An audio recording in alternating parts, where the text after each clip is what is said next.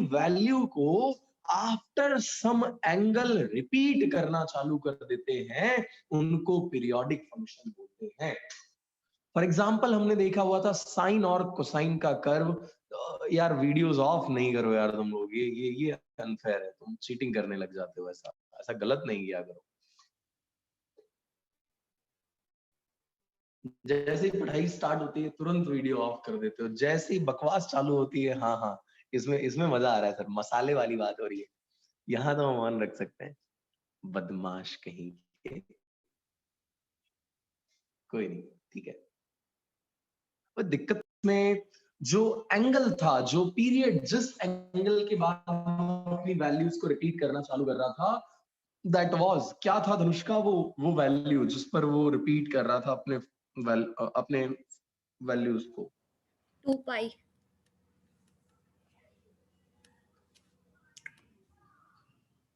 Right. So 2 pi was the value जहां पर sign and cosine क्या कर रहे थे, अपनी वैल्यूज को रिपीट करना चालू कर रहे थे। ओके ओके, चलो चलो, मेरे को धमकी आ गई है सर, अभी टीपी नहीं करो, टाइम पीरियड नहीं करो, टाइम पास नहीं करो, अभी अभी काम की बात कर रहे हैं। चलिए, okay. So after understanding the term periodic function,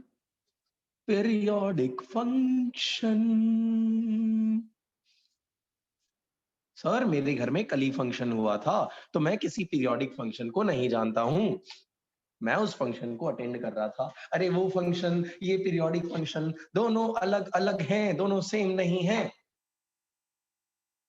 मेरे नन्हे मुन्ने प्यारे प्यारे बालकों, ये चीज समझ के रखना, दोनों एक ही बात नहीं है। चलिए नेक्स्ट फंक्शन की तरफ आते हैं, जिसका नाम है हार्मोनिक फंक्शन। सो हार्मोनिक फंक्शन की बात अब हम करने वाले हैं। सर क्या नींद दिलाई है, अभी तो सो ही गए होते हम। चलिए, हार्मोनिक फंक्शन की अब हम बात करते हैं। अरे ऐसा कोई भी फंक्शन जिसको आप साइन या कोसाइन के कर्व के फॉर्म में रिप्रेजेंट कर सकते हो, उसे क्या कहा जाता है? हार्मोनिक फंक्शन कहा जाता है। अरे भूल गया क्या तू मेरे भाई, तेरे को मैंने बताया हुआ था साइन का curve starts from 0 and here here ऐसे ऐसे गया। इस तरीके से साइन सांप की तरह चलता हुआ आगे आगे आगे आगे निकल जाता है, ठीक है। कॉस अकड़ू है, दंगड़ू दादा है, ठीक है। कॉस अपना थोड़ा सा अकड़ू है, वो कहां से स्टार्ट होता है? 1 से स्टार्ट होता है, वो 0 से नहीं स्टार्ट होता है। सो ये स्टार्ट होता है 1 से। चलिए साहब, ये है आपका ग्राफ साइन थीटा का, और ये है ग्राफ कॉस थीटा का, ठीक है। अगर किसी फंक्शन को तुमने साइन या कोसाइन के कर्व के फॉर्म में रिप्रेजेंट कर दिया, तो आज से उसका नाम हम क्या रख देंगे? हार्मोनिक फंक्शन रख देंगे। डेफिनेशन मेरे को रीड करके कौन बताएगा, कौन बताएगा? पहले मैं इसको एक बार और एक्सप्लेन कर देता हूं, क्योंकि तुम गड़बड़ कर जाओगे। तो ऐसा कोई भी periodic function, any periodic function, जिसको तुम साइन या कोसाइन के फॉर्म में, इसके ग्राफ के फॉर्म में रिप्रेजेंट कर सकते हो, उसी को हम क्या बोलते हैं? हार्मोनिक फंक्शन बोलते हैं। डेफिनेशन जिन्होंने वीडियो ऑफ कर रखे हैं उनमें से पूछता हूं मैं। विधि बेटा, तेरा वीडियो तो नहीं ऑन है, माइक तो ऑन करके तू बोल दे आज।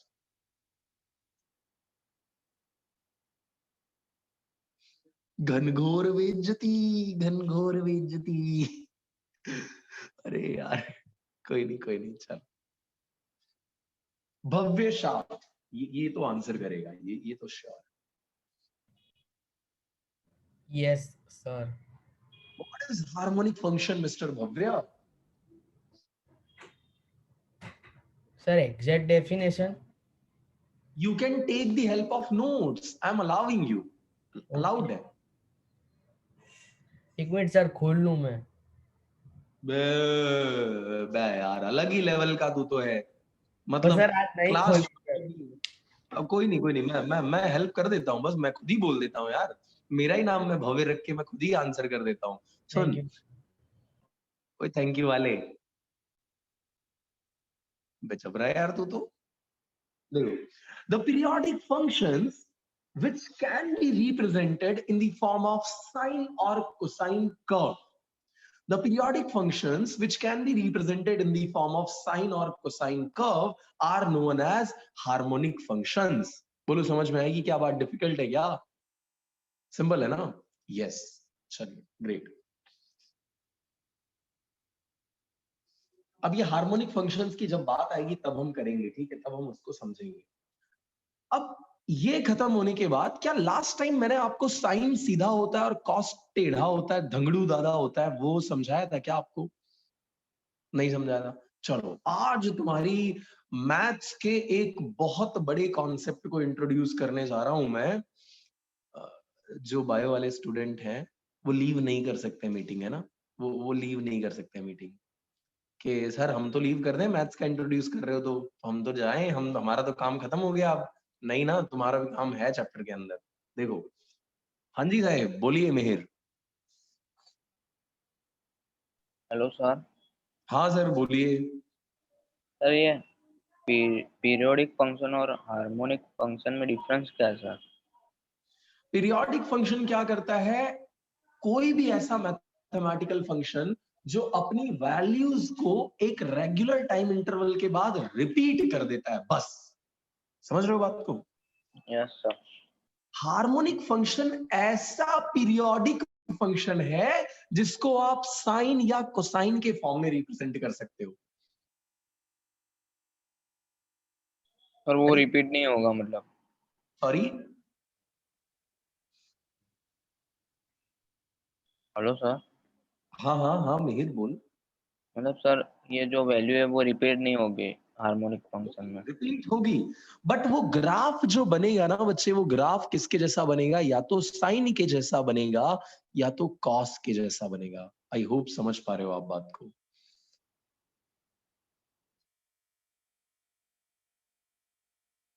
नहीं नहीं आया ना?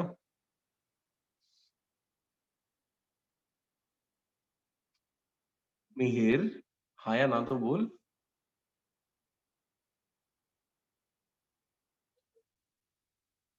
Okay, so if he is not speaking, then we can assume that he has understood the concept. Okay, चलिए। So let's move ahead और हम कुछ फॉर्मूले की डिस्कशन करते हैं। भाई, साइन स्टार्ट होता है एस से, और इसको जब आप प्रोनाउंस करते हो तो आता है स। और हिंदी में एक वर्ड है जिसको आप बोलते हो सीधा, स्ट्रेट, राइट? तो ये हो गया साइन।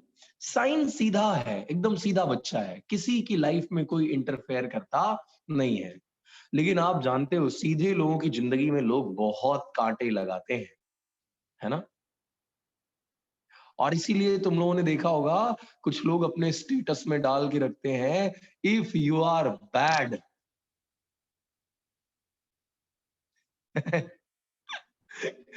कुछ कुछ लोगों को जिनको समझ में आ गया उन्होंने हंस दिया है। ठीक है ठीक है, गुड गुड गुड। ओके, चलिए। सो साइन हमारा है एकदम सीधा। मैं पूरा स्टेटमेंट नहीं बोलूंगा, थोड़ा थोड़ा गड़बड़ लगता है यार, ऐसा इतना अच्छा नहीं है, बेकार सा स्टेटमेंट है। कॉस, धनुष का सोच में पड़ गई है कि किस चीज की बात हो रही है सर, हमको ही बताओ।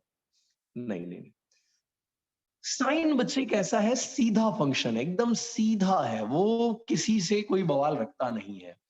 तो अगर इसके एंगल में ए और प्लस बी हो जाता है, यानी दो एंगल्स का एडिशन आता है, तो आंसर में ये क्या लेकर के आता है? प्लस लेकर के आता है। बोलो इतनी बात समझ में आई क्या? Yes sir. कॉस धंगड़ू दादा है, कॉस अपना धंगड़ू दादा है, ठीक है? ऐसे भिड़ू भिड़ू करते रहता है, थोड़ा बदमाश है, शरीफ नहीं है, ये बदमाश है। और ये जब बदमाश है ना, तो जब आप यहाँ प्लस एंटर करते हो तो ये बदमाशी कर देता है, आंसर में आपको क्या ला करके देता है? माइनस ला करके देता है। अरे आ रही है क्या बात समझ में? ठीक है। और ये क्योंकि बदमाश है तो इसकी लाइफ में कोई इंटरफेयर नहीं करता है। जानते हो ना तुम, सीधों की लाइफ में बहुत लोग इंटरफेयर करते हैं, ऐसे टेढ़े मेढ़े लोगों की लाइफ में कोई इंटरफेयर करता नहीं है। बोले मरने दो ना, कौन फालतू में जाकर के इनके बेवकूफों के मुंह लगे, है ना? अभी अभी तुम एकदम शरीफ बच्चे हो, ठीक है? तुमको सलाह देने वाले सारे चले आएंगे, ठीक है?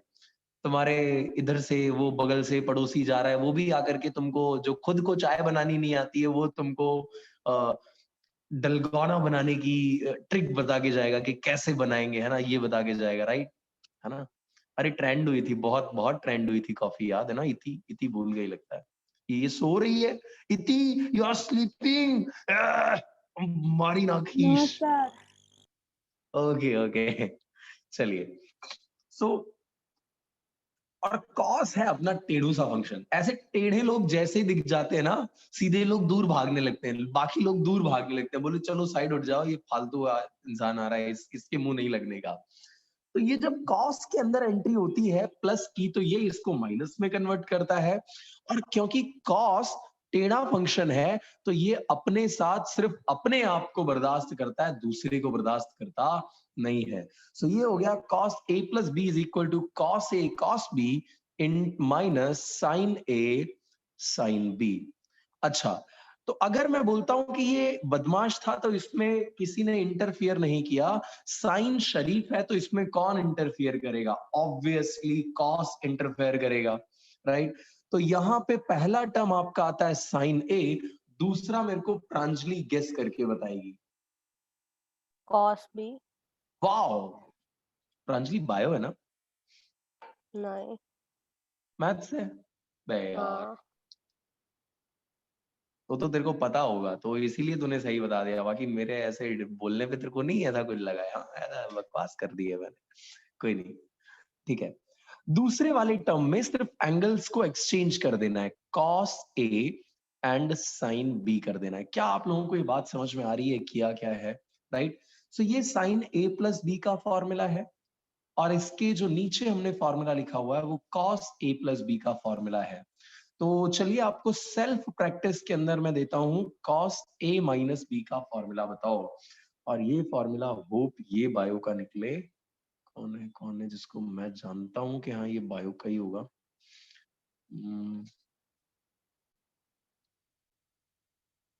विश्वा आई थिंक बायो की है, विश्वा गोहिल। मोदी नो दीदी, sir, I am math student. इधर भी गप्पा, अरे यार। नहीं नहीं नहीं, मैं विश्वा गोयल की बात ही नहीं, मैं तो विश्वा मोदी की बात कर रहा था ना, वो तो देखो बायो वाली है। हाँ, पलटी मार ली सर आपने तो। हाँ विश्वा सर। बता, cos a माइनस बी में क्या आएगा formula? Yes sir. Cos a cos b plus, hello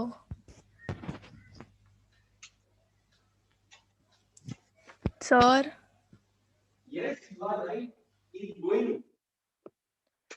cos a cos b plus sine a sine b. cos a cos b, और जब आपके पास यहाँ पर बीच में है माइनस, तो आपने उसको क्या कर दिया हुआ है plus. That means this is equals to cos a cos b plus sin a sin b। चलिए, quick questions, rapid fire round. इति मेरे को बता, ये हार्मोनिक फंक्शन क्या होते हैं? बोल बोल बोल, जल्दी जल्दी, क्विक आंसर चाहिए, टाइम नहीं है हमारे पास। ये नोट्स तलाशना चालू। सर, हाँ बोल बोल बोल, हार्मोनिक फंक्शन किसको बोलते हैं, जल्दी बता जल्दी the बता। periodic functions which can be represented by a sine or cos sine curve। बहुत बढ़िया, सही है, एकदम सही है। तो चलो एक पीरियोडिक फंक्शन मैं आपको बता रहा हूं, f of T is equal to A sine theta plus B cos theta. ये एक पीरियोडिक फंक्शन है। अब तुम बोलोगे सर ये कैसे पीरियोडिक फंक्शन है, आपको कैसे पता चला? तो यार साइन थीटा और कॉस थीटा कैसे फंक्शन है, बताओ बताओ बताओ। पीरियोडिक फंक्शन है कि नहीं है? अरे यार देख तो सही, ये रिपीट करने लग जाता है वैल्यू को आफ्टर रेगुलर इंटरवल। सर कौन सी लैंग्वेज बोल रहे हो, डिसाइड कर लो पहले, चाइनीज बोलनी है या इंडियन, हिंदी या इंग्लिश, ऐसा क्या चलाना है बता दो पहले, फिर हम उसके अकॉर्डिंग बैठे नहीं बैठे वो डिसाइड करते बने। अरे टेंशन नहीं लो यार। अरे तुमको पता है ना साइन की जब हम बात करते हैं तो वो 2 पाई रेडियन के बाद, यानी 2 पाई के बाद अपनी वैल्यूज को क्या करने लग जाता है, रिपीट करने लग जाता है। सिमिलर मैनर के अंदर कॉस भी अपनी 2 पाई के बाद वैल्यूज को रिपीट करने चालू कर देता है। इसका मतलब इन दोनों का टाइम पीरियड कितना है, 2 पाई है। हाँ, लंबी ब्रीथिंग करनी पड़ेगी। हाँ, ठीक है ठीक है। अरे समझ में आई है इतनी बात? और इसीलिए अगर तुमने देखा हो तो तुमको नोट्स के अंदर सेकंड पेज के ऊपर बीच में कहीं पीरियोडिक फंक्शन में एक लाइन लिखी हुई मिलती है, साइन और कोसाइन दोनों का टाइम पीरियड कितना होता है, 2 पाई होता है।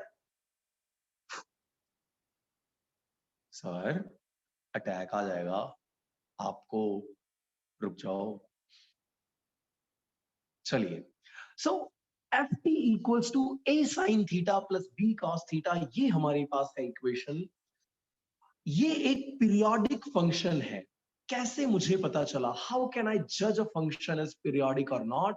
तो यश, अगर मुझे किसी भी फंक्शन को पीरियोडिक है या नहीं है वो जज करना है, तो मुझे चेक करना है कि क्या उसमें आने वाले टर्म्स पीरियोडिक होते हैं या नहीं। तो देखिए साहब, साइन थीटा भी पीरियोडिक है, कॉस थीटा भी पीरियोडिक है, तो इनसे मिलकर के बना हुआ फंक्शन वो भी क्या होगा, पीरियोडिक होगा।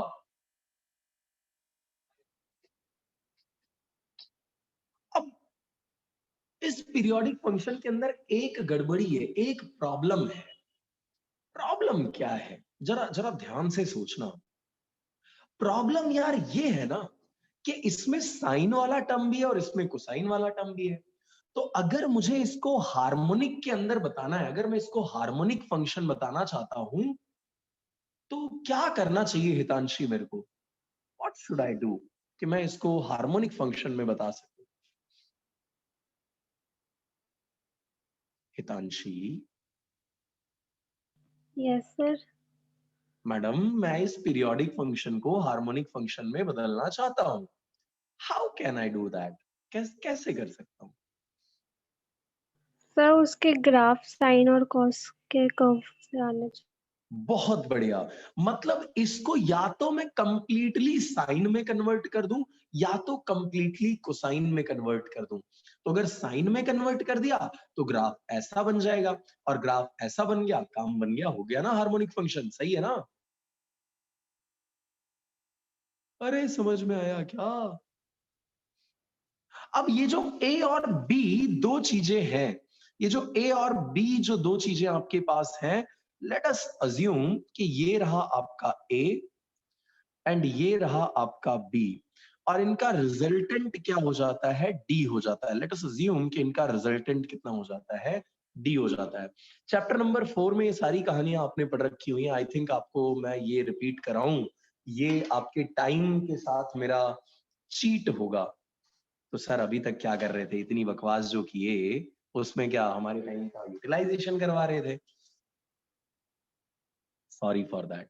तो लेट्स अज्यूम कि ये जो आपका रिजल्टेंट वेक्टर है उसका मैग्नीट्यूड कितना है, डी है, और वो इस ए वेक्टर के साथ कितना एंगल अज्यूम कर रहा है, फाई। क्योशा मैडम, मेरे को आप ये बता दीजिए कि ए वेक्टर किसके इक्वल आएगा, ए वेक्टर किसके इक्वल आएगा?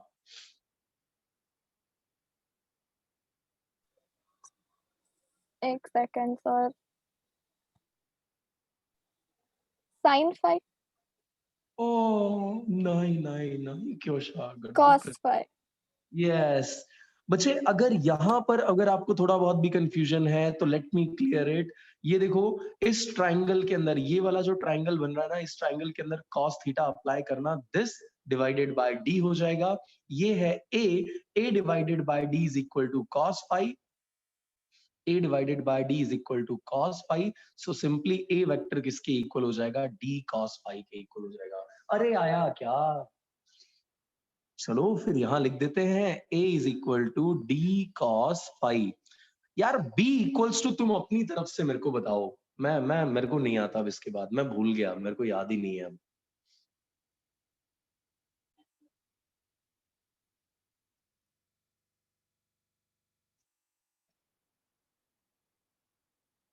कोई पूरा क्लास नहीं खत्म करना है b इक्वल्स टू निकालने में।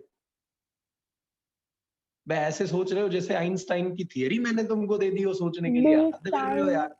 हाँ हाँ, ये हो जाएगा डी साइन फाई। फिर यार इतना लंबा टाइम कौन लेता है? ऐसा लग रहा है जैसे रिलेटिविटी समझा रहा हूँ तुम लोगों को मैं, और रिलेटिविटी तुम समझ नहीं पा रहे हो। अरे यार सिंपल सी बात है, ये हो गया। अच्छा ठीक है, अब इसको मैं यहाँ पे, इसको यहाँ पे और इसको यहाँ पे रिप्लेस कर देता हूँ। So periodic function F of T is equal to क्या हो गया हमारा, D cos phi sine theta plus D sine phi cos theta. अरे डी डी कॉमन है क्या? डी डी गिरनार चलता है क्या किसी के घर में? डी डी गिरनार चलाते हैं क्या कोई? नहीं सर, हमें तो पता ही नहीं है क्या है ये। वो टीवी टीवी का चैनल है, बहुत पुराने टाइम पे आता था। ऐसा अभी भी आता है बट स्टिल वो देखता नहीं है कोई उसको। इसकी हालत बड़ी खस्ता हो रखी है।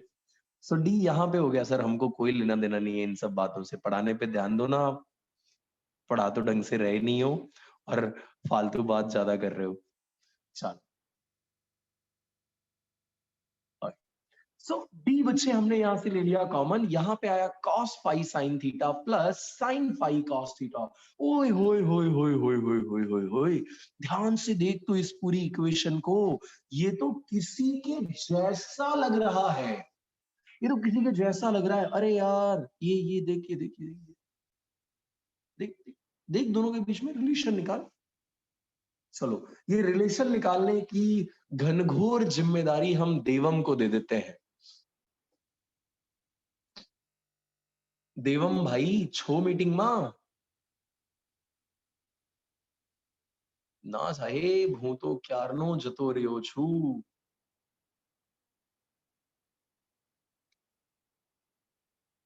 तमे मेरा इंतजार नहीं करना। अच्छा नहीं, तमे मारू इंतजार ना करता, ऐसा। हाँ ठीक है, तो अभी अभी बात नहीं करते। Mihir, yes sir. मिहिर भाई बताइए, क्या क्या लग रहा है? ये किस झोल साइन क्या लग रहा है? Sine pi plus alpha. Sine phi plus theta. Alpha कहां से आ गया यार? अच्छा थीटा थीटा। अब देखो ध्यान से देखना, आपने इस पीरियोडिक फंक्शन को साइन के कर्व के अंदर बदल दिया है। बोलो यस और नो, कर दिया कि नहीं कर दिया? Yes sir. एंड यही था आपका टारगेट। ये बन गई आपकी कहानी। चलो अब थोड़ी थोड़ी थोड़ी झूठी मोटी बातें और कर लेते हैं। देखना, अगर मैं यहां से b और a का रेशियो निकालूं, b और a का रेशियो निकालूं, तो b की वैल्यू क्या है? d sine five, d sine five upon a की वैल्यू क्या है? d cos five. d से d cancel, sine upon cos क्या हो गया? tan। So tan five is equal to क्या आ गया? b by a। सो कभी भी आपको इस फाई की वैल्यू निकालना हो तो उस टाइम पे आप क्या करोगे? tan five is equal to b by a apply करोगे। ठीक है, बी और ए तो आपको क्वेश्चन में ही गिवन होगा। ए है आपका यहाँ पे साइन का कोएफिशिएंट, बी है आपका कॉस का कोएफिशिएंट, और इन दोनों का रेशियो, बी और ए का रेशियो,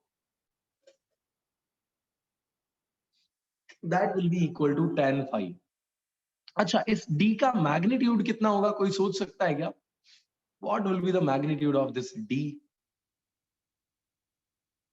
तो चलिए वो भी निकाल लेते हैं। अगर इसका मैग्नीट्यूड निकालना आपको है तो आप सिंपली क्या करेंगे? आप यहां से इस ए स्क्वायर और इस बी स्क्वायर को ऐड करोगे। A square plus B square is equal to, कोई मेरे को बताएगा ए इज इक्वल टू क्या था? वॉलंटियर कर सकते हो। D cos ए कॉस अल्फा और पाई। हाँ यार, फाइव बोल दोस्त। डी कॉस फाइव, और ए का स्क्वायर है तो इसका स्क्वायर हो जाएगा, प्लस बी की वैल्यू किसके इक्वल है? डी साइन फाइव के। सो ये हो जाएगा डी साइन फाइव का होल स्क्वायर। अरे होल स्क्वायर है, होल स्क्वायर करेगा तो ये हो जाएगा D square cos square five plus D square sine square five. क्या दोनों में डी स्क्वायर कॉमन है? हाँ सर बिल्कुल सर। अंदर कॉस स्क्वायर फाइव बचेगा, हाँ सर सही है। और यहाँ क्या बचेगा? Sine square five. अरे सही है सर। अरे ये देख के मेरी आंखें चमक गई साहेब। Sine square theta plus cos square theta. अपना मैथ्स का टीचर, उसने बोला 1, मैंने बोला 1, इसकी जगह मैंने रखा 1, इधर आ गया 1। सो ये हो गया d square equals to a square plus B square. अरे खबर पड़ी, खबर पड़ी, खबर पड़ी, खबर पड़ी? Yes sir. नहीं, क्या बकवास करी आपने? अबे सिंपल यार, इसका होल स्क्वायर किया ये टर्म आया, इसका होल स्क्वायर किया ये टर्म, कॉमन आ रहा था कॉमन निकाल दिया बाहर। cos square 5 plus sin square 5, cos square theta theta is equal to 1 minus sine square theta, ऐसा कुछ तुमने पढ़ रखा हुआ था। और वहां से जब हम cos square theta plus sine square theta करते हैं तो आंसर कितना आ जाता है, 1 आ जाता है। cos square phi plus sine square करेंगे, आंसर कितना आ जाएगा, 1 आ जाएगा। रख दिया। D square is equal to a square plus B square. In short d is equal to root of a square plus B square. अरे पाएगा, कोई इश्यू इसमें, कोई दिक्कत होनी नहीं चाहिए, होनी नहीं चाहिए। अरे हाँ या ना बताओ बताओ बताओ। Thumbs up, thumbs down, birthday cake, जो जो बनाना है बना डालो, मेरे को कोई टेंशन नहीं है। वाओ, ये लास्ट वाले हमारे महानुभाव लोग, क्या बोलूं मैं इनको यार। तुम लोग यार वीडियो नहीं ऑन रखे हो, कम से कम रिप्लाई तो देते जाओ, कुछ तो बता दो।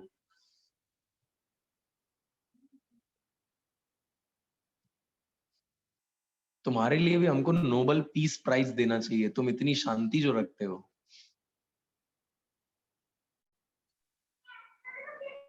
समझ में आ ओ थैंक यू मिहिर साहिब, थैंक यू सो मच।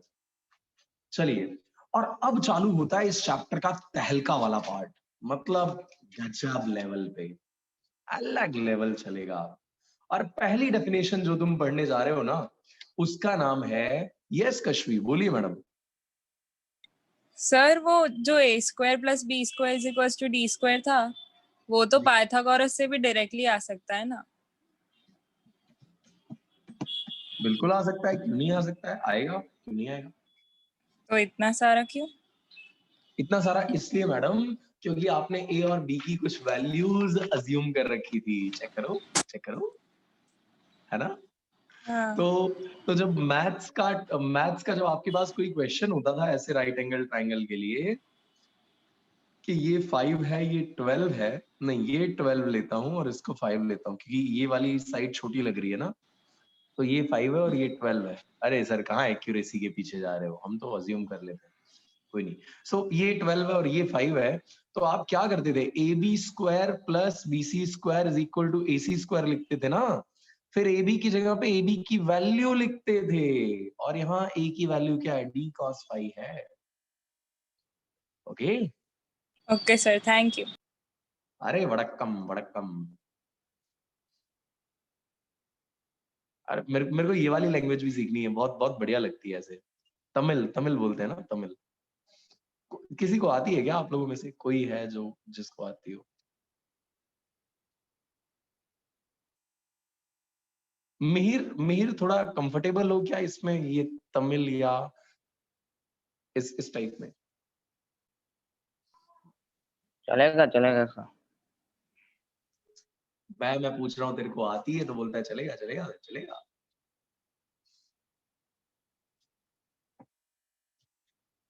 चलो कोई बात नहीं। सो ये कहानी थी अभी तक की। चलिए स्टार्ट करते हैं पहली डेफिनेशन जो बहुत इंपॉर्टेंट है। अब ये डेफिनेशंस बहुत इंपॉर्टेंट है।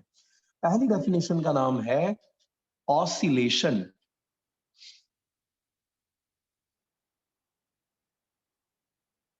ऑसिलेशंस, या इसी को कहा जाता है साइकिल। ठीक है, अबे जो तुम चलाते हो वो वाली साइकिल अलग है, ये साइकिल अलग है। ठीक है, तो इससे पहले कि मैं आपको इंग्लिश के अजीबो गरीब वर्ड्स के अंदर ले चल के और फिर साइकिल क्या होता है ये समझाऊं, मैं आपको एक एक्सपेरिमेंट लाइव करके दिखाता हूं। बट प्रॉमिस मी कि आप लोग हंसना नहीं चालू करोगे। ये अगर इतना प्रॉमिस तुमने कर दिया तो मैं आगे की तरफ मूव अहेड करूंगा। लेकिन अगर तुमने हंसना चालू किया, मेरे को बंद करना पड़ जाएगा यार, ऐसे मैं अपनी बेइज्जती नहीं बर्दाश्त कर पाऊंगा। इतनी ने थम्स अप दे दिया है, हाँ सर बिल्कुल नहीं हंसेंगे, लेकिन देखना सबसे पहले हंसने वाली लड़की यही होगी।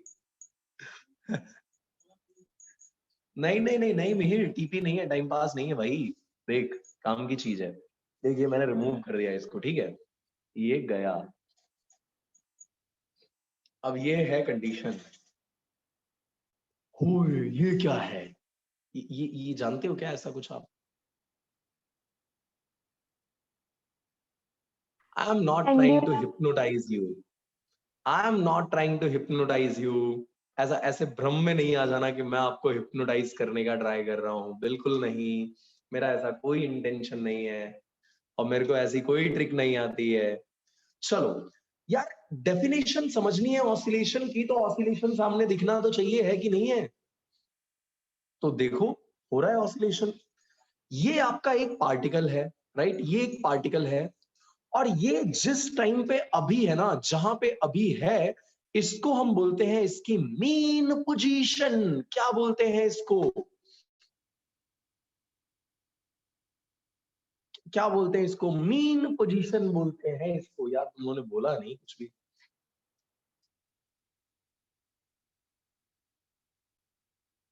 ओए अभी भी नहीं बोला, क्या बोलते हो इसको?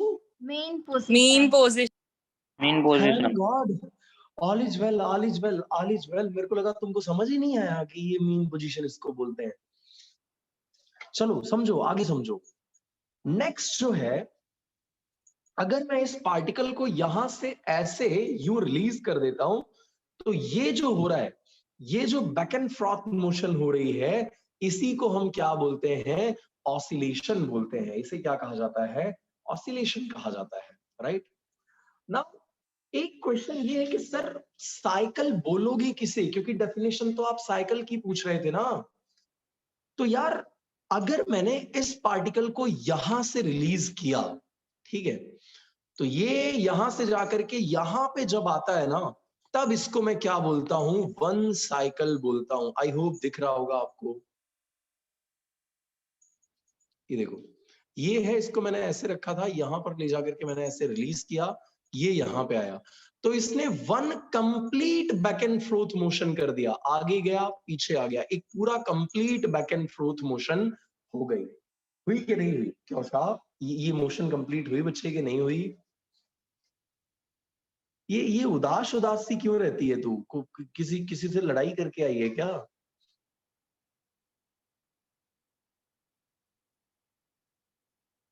नहीं सर। नहीं, एक्सपेक्टेड आंसर था। नहीं सर, कोई बात नहीं, ठीक है, चलो। सो ये था हमारे पास पार्टिकल और इसको हमने यहां से यूं रिलीज कर दिया, तो one complete back and forth motion starting and ending at the same point. समझ रहे हो? देखो, स्टार्ट यहां से किया था तो एंड कहां करवाया साहिब तुमने? अरे बताओ भाई, बताओ जहाँ से बताओ। स्टार्ट किया था। यस, जहां से स्टार्ट किया था इति, वहीं पर हमने इसकी मोशन को करवा दिया हुआ है and. So one complete back and forth motion of a particle starting and ending at the same point is known as a cycle. क्या आपको तकलीफ है इस डेफिनेशन में? अरे मैं फिर से बोलता हूं, सुनना। One complete back and forth motion, one complete back and forth motion starting and ending at the same point is what we call as a cycle. स्वाहा। अरे खबर बढ़ी गई कि नहीं? सिंपल है ना डेफिनेशन, कोई बहुत रॉकेट साइंस तो नहीं है इसमें। चलो ठीक है, अब फ्रीक्वेंसी समझते हैं, फ्रीक्वेंसी समझते हैं। मैं इधर ये एक्सपेरिमेंट करना चालू करता हूं, मेरा बदमाश सा दोस्त आकर के स्टॉप वॉच चालू कर देता है। क्या चालू कर देता है? स्टॉप वॉच चालू कर देता है। यार पॉइंट टू बी नोटेड। सही है कश्वी? कश्वी बोल रही है सर अगर हमको प्रॉब्लम हुई तो क्या डेफिनेशन बदल दोगे? क्या करेंगे? ओके। मैं जब पूछता हूँ कोई प्रॉब्लम, तो मेरा इंटेंशन होता है आपको कोई डाउट तो नहीं है। मेरे मेरे कहने का मतलब ये होता है, हर डेफिनेशन के साथ तो मुझे भी प्रॉब्लम है यार, ऐसा नहीं है मेरे को प्रॉब्लम नहीं है। बट मुझे मुझे ये पूछना है कि आपको डाउट तो नहीं है इस डेफिनेशन में कोई? मेरा मेरा इंटेंशन वो होता है। ओके, चलो आते हैं फ्रीक्वेंसी पर। तो जैसे ही मैंने ये एक्सपेरिमेंट चालू किया, मेरे एक बदमाश दोस्त ने क्या कर दिया? स्टॉप वॉच चालू कर दिया और वो देखने लगा कि एक सेकंड में कितने साइकिल कंप्लीट हुए हैं। एक सेकंड में कितने साइकिल कंप्लीट हुए हैं, यानी कि उसने number of cycles in 1 second count किया, है कि नहीं है? Number of cycles in 1 second उसने ये काउंट किया। अरे बात समझ में आई कि नहीं आई? So number of oscillations per unit time of a particle is known as frequency. Number of oscillations per unit time of a particle is known as frequency. क्या आपको ये डेफिनेशन समझ में आ गई है? अरे तूने इसको यहां से यूं चालू किया, टडिंग टडिंग टडिंग टडिंग, अरे हम दोनों का रेजोनेंस नहीं हो रहा है, यानी हम दोनों सेम टाइम पे आगे पीछे नहीं जा रहे हैं. टडिंग टडिंग टडिंग टडिंग, एक सेकंड में ये टडिंग टडिंग कितनी बार हुआ है, इसी को हम क्या बोलते हैं? फ्रीक्वेंसी बोलते हैं.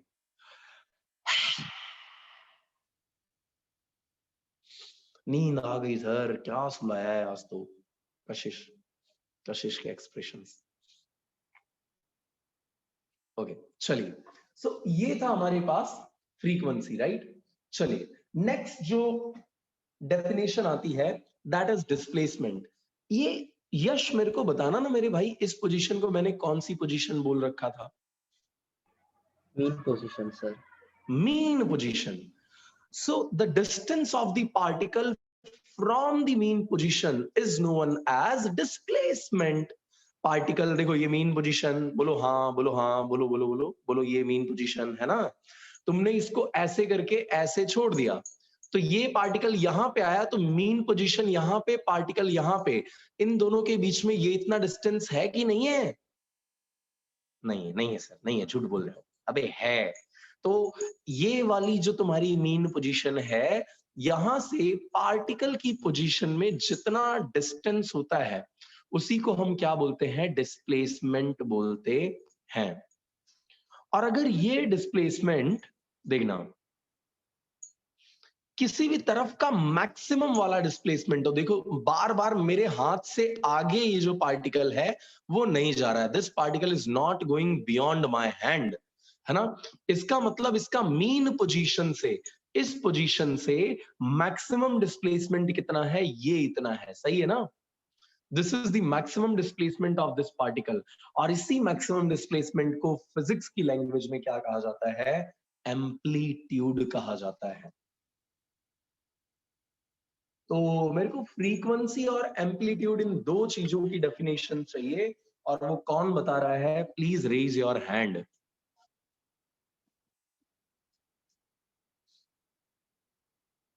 कोई नहीं, कोई नहीं.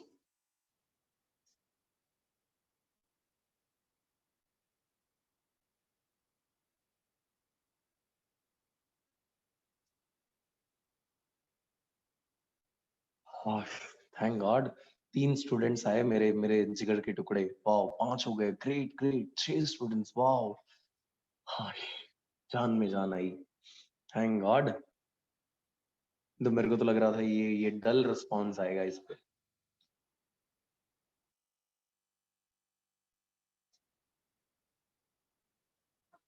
सो चलिए विश्वा से ही पूछ लेते हैं. विश्वा Gohil. The frequency means number of oscillation per unit time by a particle is called frequency. Very good. And amplitude is a maximum displacement of particle either by मतलब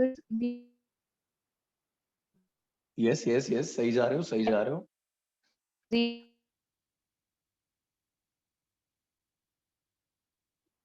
sir right है. Yes yes yes, obviously.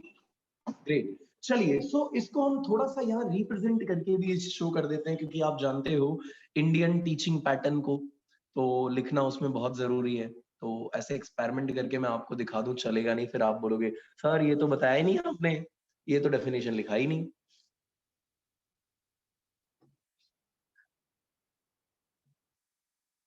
पहले video on कर पार्श्व, फिर मैं तेरी जो बातें हैं उनको मानूं. उसकी पहले क्यों मानूं बे? है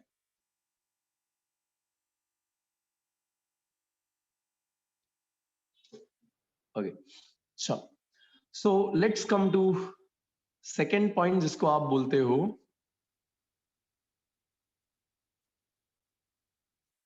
frequency. What is frequency? So it is the number of oscillations per unit time by a particle. एक पार्टिकल कितनी बार ऑसिलेट करता है, कितने साइकिल कंप्लीट करता है, उसको आप क्या बोलते हो? उसकी फ्रीक्वेंसी बोलते हो.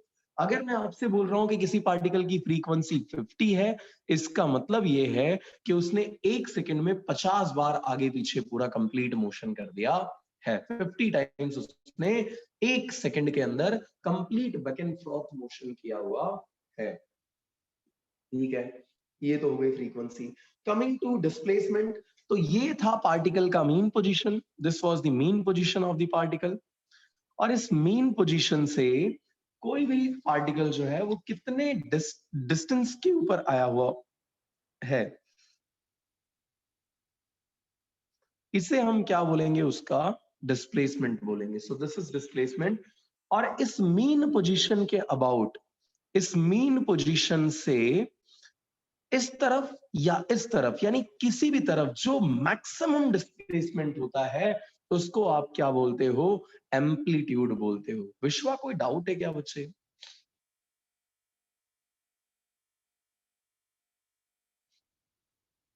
Yes yes Vishwa Modi, I am talking to you. नहीं सर।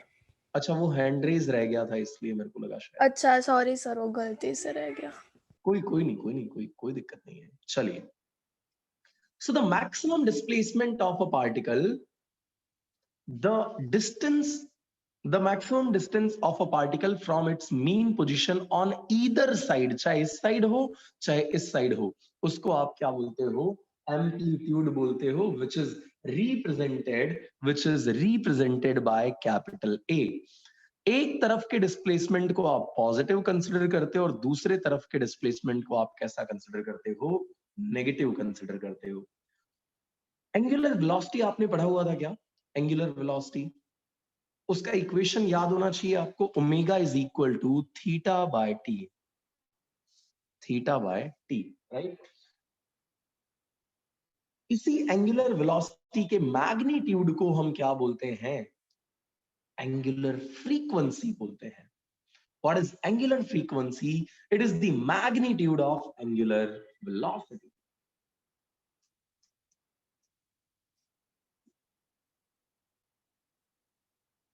अरे बात समझ में आई कि नहीं? The magnitude of angular velocity of a particle is known as angular frequency. अच्छा, ये डिस्प्लेसमेंट की डेफिनेशन किसी ने नहीं बताई। नोट्स में से ये डेफिनेशन मेरे को प्रणाली रीड करके सुनाएगी।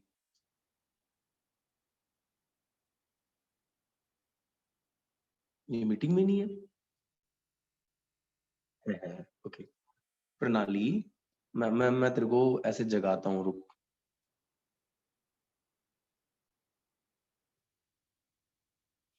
जागो मोहन प्यारे, आंसर दो मेरी बात का। अरे नहीं सर, वो बैकग्राउंड नॉइस था ना इसलिए। Okay, no problem. ये मेरे को बता प्रणाली तू के डिस्प्लेसमेंट क्या होता है? क्या सर? डिस्प्लेसमेंट क्या होता है?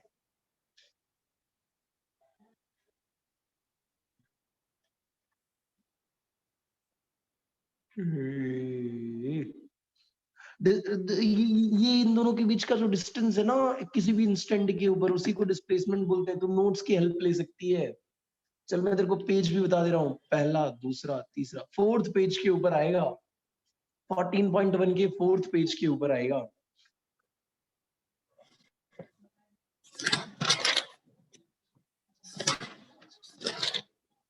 और यहाँ आती है नोट्स के पन्नों के पलटने की आवाज।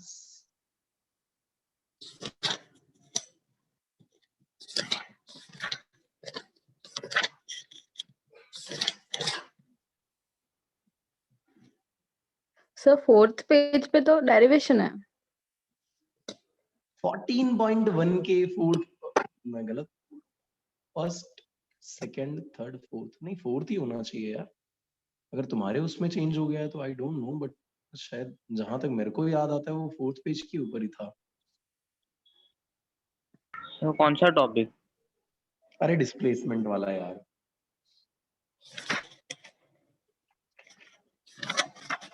पहले ये ऑसिलेशन की डेफिनेशन दी होगी, फिर फ्रीक्वेंसी की, उसके बाद डिस्प्लेसमेंट, फिर एम्पलीट्यूड, फिर Yes. शायद एंगुलर फ्रीक्वेंसी, यस फिर सर, फेज। वो 5th पेज पे है। बताओ। ओके, 5th पेज पे। हाँ अमेजिंग, ये नोट चेंज हो गई, मेरे को ही नहीं पता चला। in चलो in general the displacement is defined as a change in position vector of a particle. हमने तो ऐसा कुछ बताया नहीं प्रणाली, लेकिन हमने तो कुछ अलग ही डेफिनेशन बनाई थी इसकी।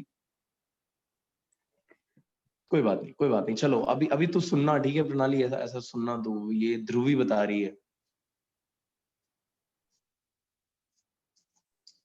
The distance of the oscillating particle from its mean position at any instant. Wow, the distance of oscillating particle from its mean position at any instant is known as displacement. प्रणाली बोल पाओगे अब?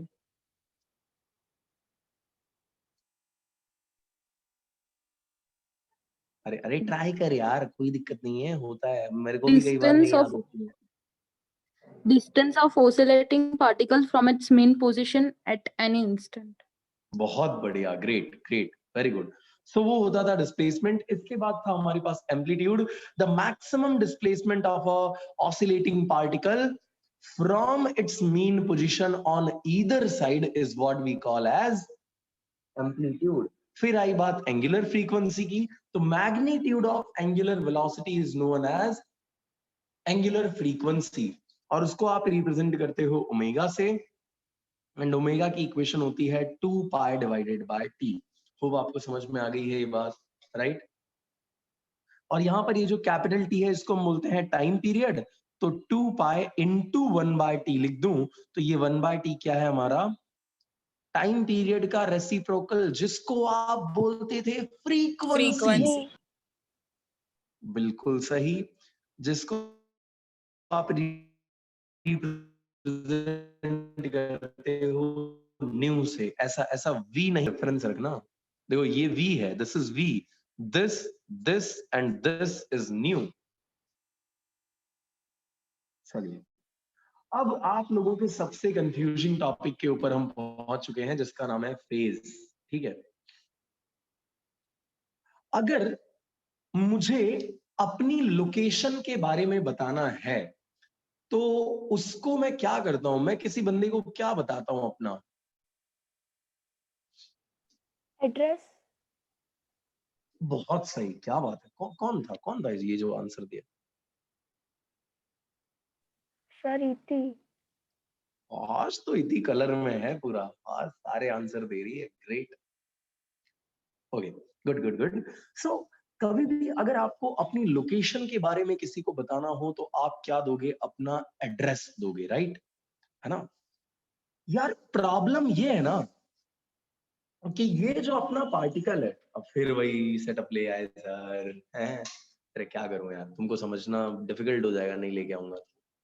तो ये मैं फिर से वो थोड़ा अंधेरा अंधेरा सा लग रहा, ओए मैं गिर जाता हूँ।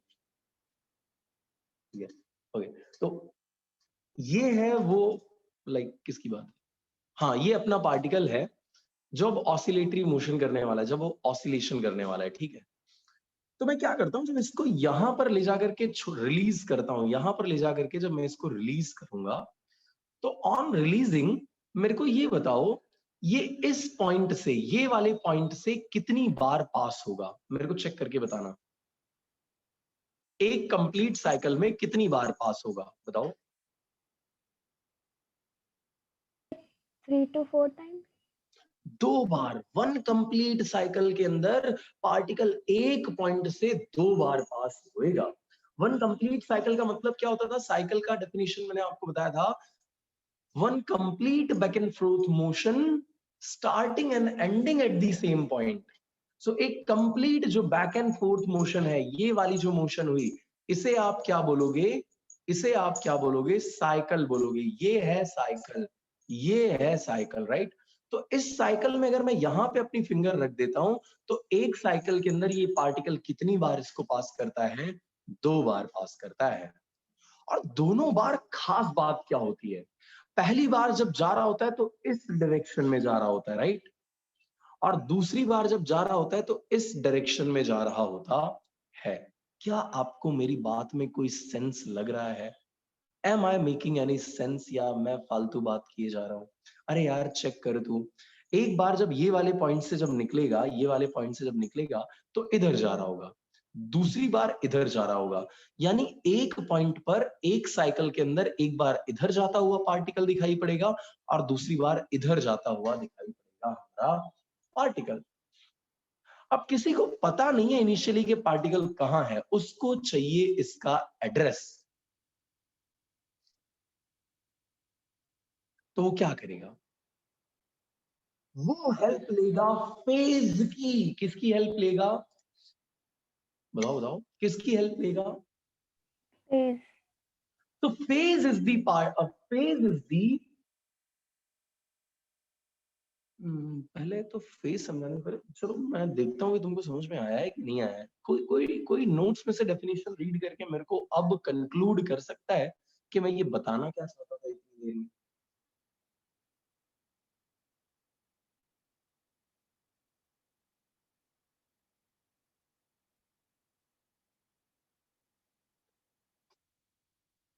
तो भाई फेज तो बेसिकली क्या करता है? एड्रेस का काम करता है, बिल्कुल सही है, एड्रेस का काम करता है फेज, है ना। एड्रेस में दो चीजें आपको इसकी बतानी पड़ेगी, इस पार्टिकल की जब एड्रेस की तुम बात करते हो तो दो चीजें आपको बतानी पड़ती हैं। बताओ कौन सी दो चीजें? एक तो ये है कहां पे, यानी पोजीशन। पहला क्या बताना पड़ेगा तुमको? पार्टिकल है कहां पे, यानी उसकी क्या बतानी पड़ेगी? पोजीशन बतानी पड़ेगी। बिल्कुल सही है तांशी मैडम। और दूसरी चीज है उसके मोशन की डायरेक्शन क्या होगी। अरे यार अब तू डेफिनेशन रीड कर, मैं श्योरिटी देता हूं समझ में आ जाएगी बात, पक्का आ जाएगी, हट ही नहीं सकती है। देख तो एक बार रीड कर।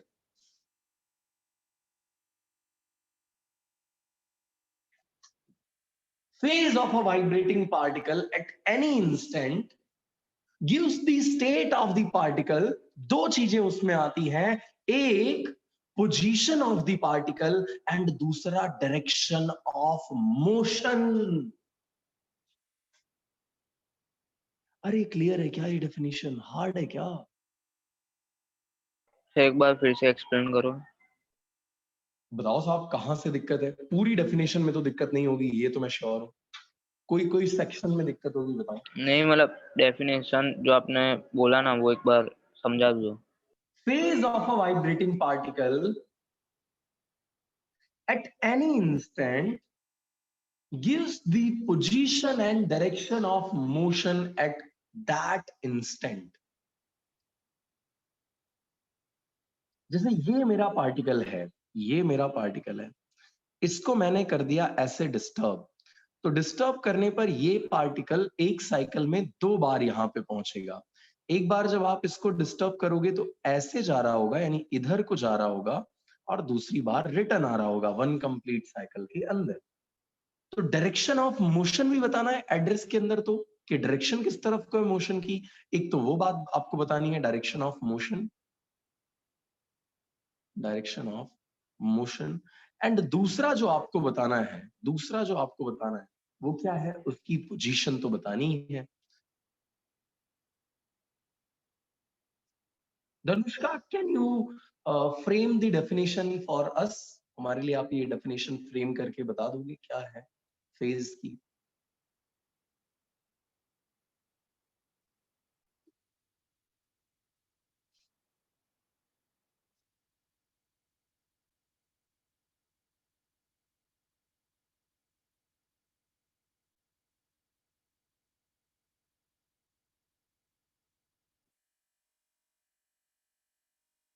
धनुष्का ओ सॉरी सर, आप मुझे पता नहीं चला कि आपने मुझे पूछा। अरे बाबू कहाँ खोई हो मैडम? कुछ नहीं। हाँ, the phase of a vibration at any instant which gives the position and the direction. Direction of motion of the particle at that instant, right. तो ये है बेसिकली कहानी फेज की। अब इसके बाद हम इसको जरा और डेप्थ में लेकर के चलते हैं। तो यार ये जो मोशन होती है ना, इसको हम रिप्रेजेंट करते हैं साइन या कोसाइन के फॉर्म में, साइन या कॉस के फॉर्म में इसको रिप्रेजेंट करते हैं। तो साइन के या कॉस के फंक्शन के अंदर जो एंगल आता है, एंगल कितना आएगा? थीटा आएगा, सिंपली राइट। थीटा का यहां से वैल्यू निकालो, so this theta will be equal to omega times t, सही है ना? So this will be sine omega t, और यहां ये क्या हो जाएगा? Sine cos omega t. ये दो चीजें आपको मिल जाएंगी। यार सिचुएशन ये है कि ये साइन और कोसाइन का जो आर्ग्यूमेंट है, द आर्ग्यूमेंट ऑफ साइन और cosine function is known as phase. Numerically ये किसके इक्वल होता है? साइन या कोसाइन के आर्ग्यूमेंट के। अब कुछ बच्चे तो मेरी इस बात से खफा हो गए होंगे कि सर आर्ग्यूमेंट क्यों बोल रहे हो, जब एंगल वर्ड इतना सिंपल है। तो मजे के लिए तुम्हारे फेसेस के ऊपर वो अजीब सा वो एक्सप्रेशन देखने के लिए, इसकी वजह से एंगल बोल सकते हो आप उसको, चल जाएगा, ठीक है ना? अरे कोई डाउट तो नहीं है भाई? सर जी मैडम बताइए। सर आप ये साइन थीटा वाला एक बार रिपीट करो कि मैं वीडियो हाँ जी मैम, बिल्कुल, क्यों नहीं कर देते हैं। देखिए मैम, यहां से थीटा को अगर हम सब्जेक्ट बना दें तो टी को चाटा मार के उधर भेजना पड़ेगा, और जब टी पे पड़ा चाटा तो इसने इसको डांटा, तो ओमेगा और टी आ गए साथ में, तो थीटा इक्वल्स टू हो गया ओमेगा टी। अब आते हैं सिंचैन के पास, थीटा की जगह पर रख दिया ओमेगा टी। साइन और कोसाइन के एंगल में बाबू मोशाए जो टर्म होता है उसको हम फेज बोलते हैं। Phase, phase. अरे समझी क्या कशिश? Yes sir, thank you sir.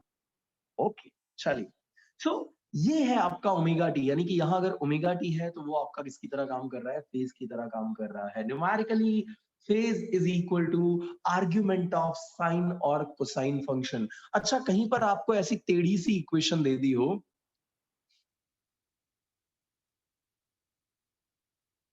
Sign omega t plus phi, अगर आपको कहीं ऐसी इक्वेशन दी हुई है, क्या करोगे तुम? अरे फेज बताओ, इसमें फेज क्या होगा? नौबिता तू मुझे फेज बताएगी नहीं तो फिर मैं तुझसे नाराज हो जाऊंगा। Omega t plus phi is the phase, यही है फेज। अरे साइन और कोसाइन का जो एंगल होता है ना भाई, उसी को तो तूने क्या बोल रखा हुआ है? क्या बोल रखा हुआ है? फेज बोल रखा है। सिंपल है ना, फेज ये। चलो, सो यहां पे होती है ये स्टोरी खत्म। आते हैं आज के लास्ट टॉपिक की तरफ, जिसका नाम है एपॉक। Epoch, epoch. सर ये क्या आज नए नए टर्म्स की बाढ़ लगा दी है आपने? एपॉक हमने कभी नहीं सुना है। मैंने भी फर्स्ट टाइम सुना था कभी कभी, अब मतलब कुछ टाइम पहले, एपॉक। बट मैं डील करना सीख गया, तो आई होप आप भी सीख जाओगे। एपॉक ऐसा बढ़िया सा वर्ड लगता है नहीं? एपॉक किसी के सामने बोलो तो वो थोड़ा ऐसा बड़ा अजीब उसमें आ जाए कि भाई क्या ही बोल रहा है यार। और थोड़ा थोड़ा रूरल एरिया में जाकर के बोल दो, उसको लगे गाली तो नहीं दे रहा है यार तू, है? कोई नहीं। सो बेसिकली एपॉक होता क्या है? इसको बहुत जनरल लैंग्वेज के अंदर लोग बोलते हैं इनिशियल फेज। इनिशियल फेज, ठीक है?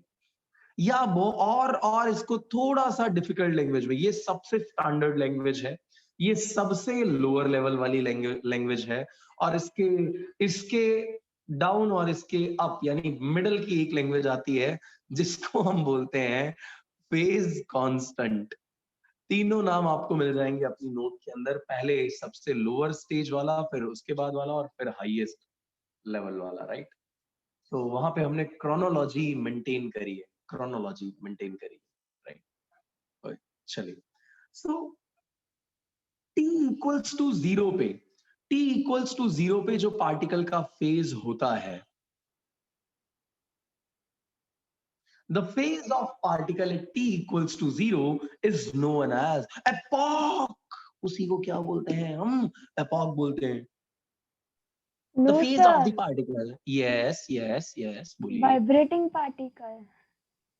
अरे हाँ नहीं, सही सही बात है, सही बात है, इति इति तूने एकदम सही बात बोली। हाँ, so the phase of a vibrating particle, initial phase या phase constant जो आप बात कर रहे हो उसकी डेफिनेशन क्या है? किसी वाइब्रेटिंग पार्टिकल का वो फेज जो t इक्वल्स टू 0 पे होता है उसको आप क्या बोलते हो? एपॉक बोलते हो। क्या बोलते हो? Epoch, initial phase. अब इसको समझना है कि क्या होता है, तो मैं सिंपली आपको फिर से अपने सेटअप पे ले आता हूं। सर एक काम आपने कर लिया हुआ है, बस वही बार बार दिखाते रहते हो हैं। हमको क्या बुद्धू समझ रखा है, हर बात में यही एग्जांपल हमको चिपका रहे हो, है ना? सुनो, मेरी बात सुनना आप। तो ये हो रहा है इसका ऑसिलेशन, राइट? ये हो रहा है इस पार्टिकल का ऑसिलेशन। अब ये ऑसिलेशन तो चल रहा है, बट मैंने रूम बंद कर रखा हुआ है।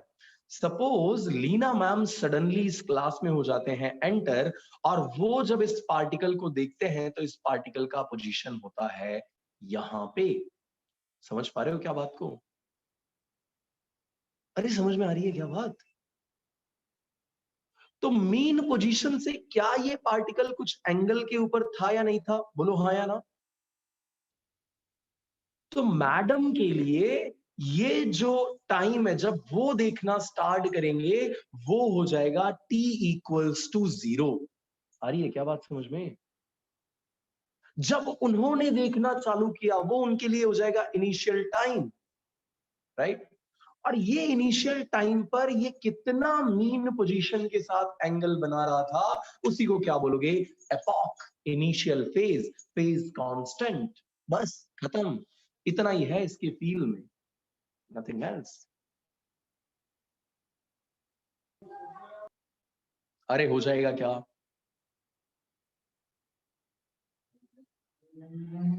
Yes, sir. साइलेंट हो गए इस बात पे। सर क्या ही बोले, अब तो जाने दो, जो हथौड़े मारे आपने। Yes, sir.